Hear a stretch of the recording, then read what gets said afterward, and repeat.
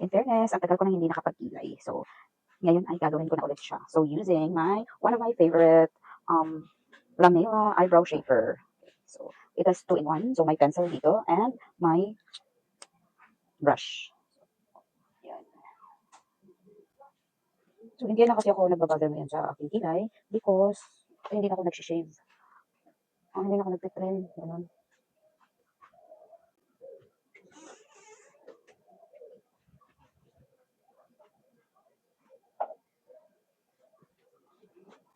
Yan.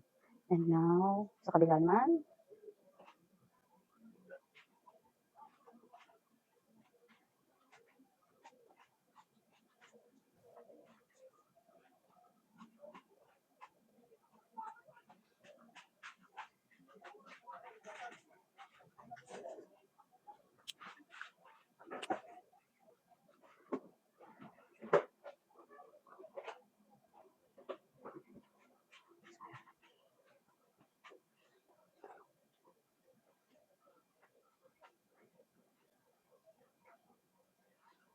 ayan. So, ayan na. Tapos na. Tapos ko na gawin. So, once again, yan ay ang aking Lamela brow shaper. So, in shade number, ano nga shade to?